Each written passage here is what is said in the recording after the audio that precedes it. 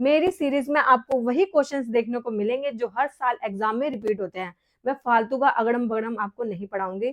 जो क्वेश्चंस आते हैं कंटिन्यूटी में वही क्वेश्चंस में लेकर आपको पढ़ाऊंगी, क्योंकि मैं चाहती हूँ कि जो मेरे स्टूडेंट है वो अच्छे से प्रिपेयर करें अपने एग्जाम के लिए। सो गाइज, जिसके लिए भी ये वीडियोस हेल्पफुल हो, प्लीज कमेंट बॉक्स में एक एप्रिसिएशन देना तो बनता है, तो आप अप्रिशिएट कीजिए। मैं आपके लिए अच्छी अच्छी वीडियोस टाइम टू टाइम लाती रहूंगी। तो स्टार्ट करते हैं आज का अपना टॉपिक। और आज का हमारा टॉपिक है, पहले हम बुक का नाम पढ़ लेते हैं, आधुनिक भारत में सामाजिक और राजनीतिक चिंतन, एमपीएससी 004।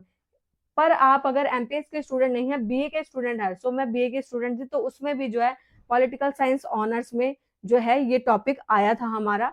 तो अगर आप बीए के स्टूडेंट है तो भी आपके लिए इंपॉर्टेंट टॉपिक है। तो स्टार्ट करते हैं अपना क्वेश्चन। ज्योतिबा फुले एक सामाजिक क्रांतिकारी विचारक थे, स्पष्ट कीजिए। ये आपका 10 मार्क्स के अकॉर्डिंग मैंने लिखा है। यहाँ क्वेश्चन पूछा गया है कि जो ज्योतिबा फुले हैं वो एक सामाजिक क्रांतिकारी विचारक थे। स्पष्ट करना है, हमें बताना है कि हम बोलते हैं कि ज्योतिबा फुले ने बहुत सारे सामाजिक क्रांतिकारी कार्य किए, तो वो क्या कार्य थे उसका वर्णन हम यहाँ पर करेंगे। और ये स्पष्ट करना है कि वह सामाजिक क्रांतिकारी विचारक कैसे थे। तो स्टार्ट करते हैं अपना आंसर। ज्योतिबा फुले, इनका जीवन काल जो है 1827 से 90 तक था। दयानंद सरस्वती की तरह एक सामाजिक संगठन बनाने की इच्छा थी। मतलब ज्योतिबा फुले की भी दयानंद सरस्वती की तरह ही एक सामाजिक संगठन बनाने की इच्छा थी, जो व्यक्ति की योग्यताओं और क्षमताओं को व्यक्ति के जन्म के बजाय व्यवसाय और धार्मिक स्तर के आधार पर प्रदर्शित करे। जो व्यक्ति की योग्यताएं हैं और इसी के साथ जो है व्यक्ति की क्षमताएं हैं, वो व्यक्ति के जन्म के बजाय कि जन्म किस कास्ट में हुआ है उसको ध्यान न रखते हुए व्यवसाय और धार्मिक स्तर के आधार पर क्या व्यवसाय कर रहा है इंसान और उसी के साथ क्या धार्मिक स्तर है उसका, उस पर प्रदर्शित करते हैं। अर्थात जो व्यक्ति की योग्यताएं और क्षमताएं हैं वो जन्म के आधार पर न होकर व्यवसाय और धार्मिक स्तर के आधार पर होना चाहिए।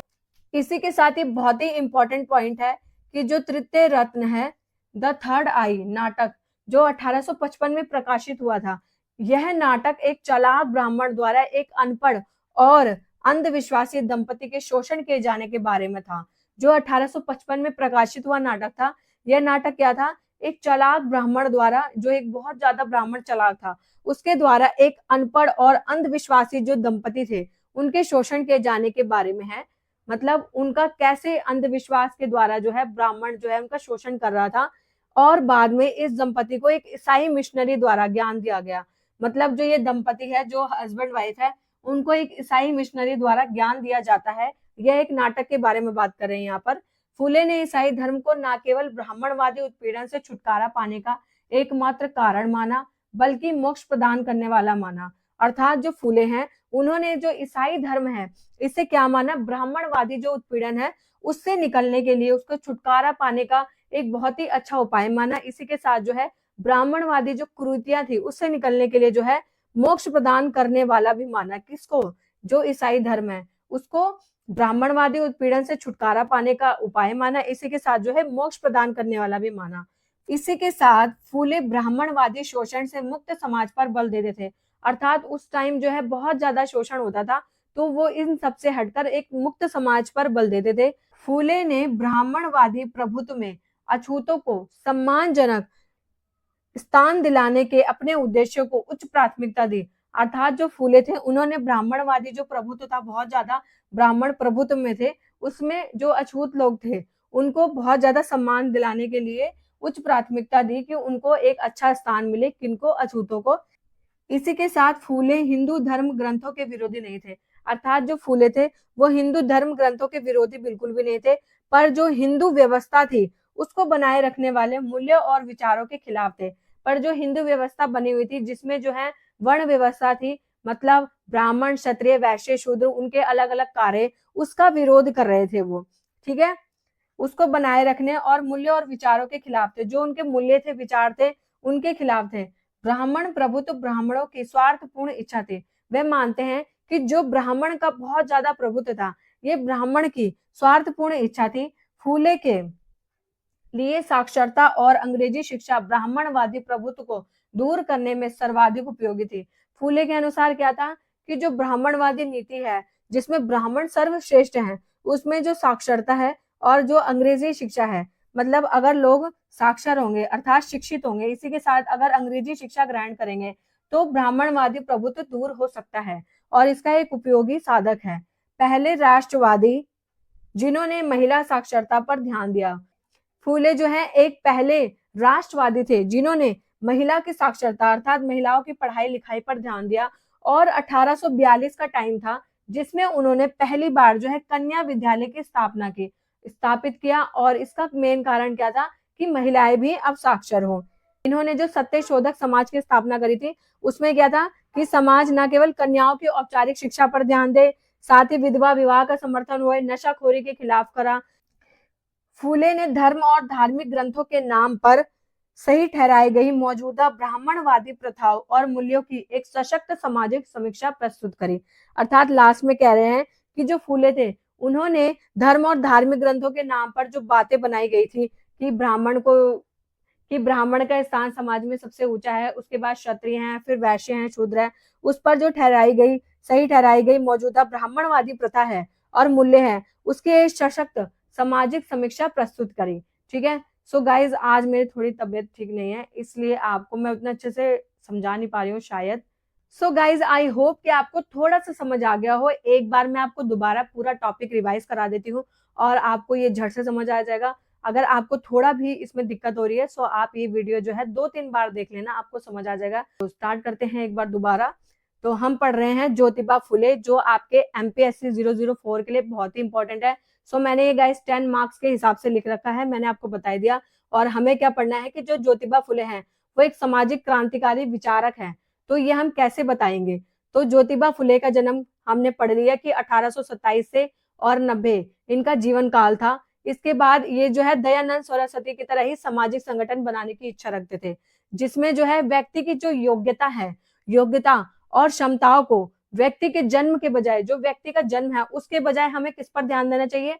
व्यवसाय और धार्मिक स्तर के आधार पर प्रदर्शित करें। अर्थात वो अब क्या व्यवसाय कर रहा है, उसका क्या धार्मिक स्तर है, उस आधार पर प्रदर्शित करना है।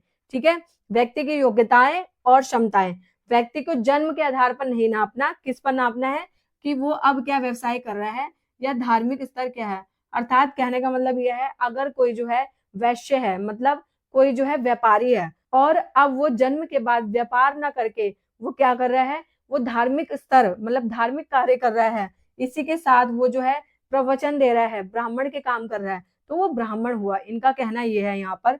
इसी के बाद जो है तृतीय रत्न बहुत ही इंपॉर्टेंट है, द थर्ड आई, इन्होंने नाटक लिखा था 1855 में। आपको जो इंपॉर्टेंट डेट्स है ये याद रखना है, इससे आपके टॉपिक में जो है 4 चांद लग जाएंगे, आपका टॉपिक बहुत ही अच्छा हो जाएगा। यह नाटक क्या है? एक चालाक ब्राह्मण और एक जो अनपढ़ और इसी के साथ अंधविश्वासी दंपति है उनके शोषण के जाने के बारे में है, जो 1855 में ये नाटक आया। और बाद में इस दंपति को ईसाई मिशनरी द्वारा ज्ञान दिया गया कि ईसाई मिशनरी ने बताया कि ये जो है एक तरह से ढकोसला है। फूले ने ईसाई धर्म को न केवल ब्राह्मणवादी, मतलब फूले क्या मानते हैं कि जो ब्राह्मणवादी उत्पीड़न से जो है हमें छुटकारा ईसाई धर्म के द्वारा मिल सकता है और जो ये ईसाई धर्म है ये मोक्ष प्रदान करने वाला है। ये ईसाई धर्म की बात तब की गई है जब जो है अंग्रेज भारत में शासन नहीं करते थे, अर्थात अंग्रेजों बहुत ज्यादा क्रूर नहीं थे, उस टाइम की बात करी है फूले ने। क्योंकि पहले ब्राह्मणवादी जो व्यवस्था थी वो बहुत ज्यादा क्रूर हो रखी थी। फूले ब्राह्मणवादी शोषण से मुक्त समाज पर बल देते थे, जहां पर ब्राह्मणवादी समाज ना हो। उनके लिए ब्रिटिश शासन एक गुप्त वरदान था, मतलब वो ब्रिटिश शासन को गुप्त वरदान मानते थे क्योंकि उस टाइम जो है ब्रिटिश बहुत ज्यादा क्रूर नहीं थे भारतीयों के साथ और ब्राह्मणों के जातीय प्रभुत्व के आधार पर प्रहार किया था। इसी के साथ जो है जो जाति प्रभुत्व है उस पर प्रहार किया इन्होंने। ब्राह्मणवादी प्रभुत्व में अछूतों को सम्मानजनक स्थान दिलाने के अपने उद्देश्य को उच्च प्राथमिकता दी। अर्थात जो ब्राह्मणवादी प्रभु था उस टाइम फूले ने क्या करा, अछूतों को सम्मान दिलाने की कोशिश करी। इसी के साथ हिंदू धर्म ग्रंथ के विरोधी नहीं थे वो, पर जो वो हिंदू व्यवस्था से जो बनाई हुई थी उसके खिलाफ थे, उनके जो मूल्य और विचार थे उसके खिलाफ थे। वो ब्राह्मण प्रभुत्व और ब्राह्मणों की स्वार्थपूर्ण इच्छा बताते थे। जो भी धार्मिक ग्रंथ को तोड़ा मरोड़ा गया था वो जो है ब्राह्मणों की स्वार्थपूर्ण इच्छा थी। फूले के लिए साक्षरता और अंग्रेजी शिक्षा ब्राह्मणवादी, अर्थात फूले क्या मानते थे कि जो साक्षरता है अर्थात अगर लोग शिक्षित हो जाएंगे, इसी के साथ जो है अंग्रेजी शिक्षा ये ब्राह्मणवादी व्यवस्था को, उनके प्रभुत्व को कम कर देगी। पहले राष्ट्रवादी थे जिन्होंने महिला की साक्षरता पर भी ध्यान दिया, 1842 में कन्या विद्यालय की भी स्थापना करी। इसी के साथ सत्यशोधक समाज की स्थापना 1873 में करी, जो बहुत ही इंपॉर्टेंट है। ये आपके एमसीक्यू में भी आता है, चाहे आप एसएससी के स्टूडेंट है, चाहे यूपीएससी के स्टूडेंट है, चाहे आप एमए पॉलिटिकल साइंस के स्टूडेंट है या बीए के या 12th क्लास के, तो सब में ये टॉपिक आता ही है। इन्होंने जो सत्यशोधक समाज की स्थापना करी थी, उसमें क्या था कि समाज न केवल कन्याओं की औपचारिक शिक्षा पर ध्यान दे, साथ ही विधवा विवाह का समर्थन हुए, नशाखोरी के खिलाफ करा। फूले ने जो है धर्म और धार्मिक ग्रंथों के नाम पर जो भेदभाव हो रहा था, उसमें जो ठहराई गई मौजूदा ब्राह्मणवादी प्रथा थी और उनके जो मूल्य थे, उस पर एक सामाजिक समीक्षा प्रस्तुत करी थी। सो गाइस, कुल मिलाकर बात यही कही गई है। पहले मैं आपको एक डाउट वाला पॉइंट बताती हूँ कि जो ज्योतिबा फुले हैं, वो कोई गर्ल नहीं है, वो बॉय है, ज्योतिबा फुले। सो गाइस, इसमें बहुत ज्यादा बच्चों को कंफ्यूजन होती है। सो इनका नाम ज्योतिबा है, इसलिए बच्चे सोचते हैं कि ये जो है गर्ल है, बट ये ज्योतिबा फुले जो है बॉय हैं और इनकी वाइफ का नाम जो है सावित्री बाई फुले था। आपने उनके बारे में भी सुना होगा। और इसी के साथ मैं आपको क्रिस्प में इस पूरे लेक्चर का पॉइंट बता देती हूँ। जो ज्योतिबा बाई फुले थे, वो ब्राह्मणवादी विरोधी थे, अर्थात जो ब्राह्मण द्वारा अपनाई गई नीतियां थी, ब्राह्मणवादी प्रभुत्व था, उसके खिलाफ थे। अगर आप इतना भी समझ लेते हैं ना, तो आपको ये टॉपिक क्लियर हो जाएगा एक दो बार वीडियो देखने के बाद। सो गाइज, आई होप कि मैं आपको समझा पा रही हूँ। अगर आपको ये टॉपिक अच्छा लगा हो और मेरी मेहनत पसंद आई हो, सो लाइक शेयर सब्सक्राइब हमारे चैनल को जरूर करना। Thank you so much for watching our videos, और ऐसे ही अपना ढेर सारा प्यार देना। Thank you so much.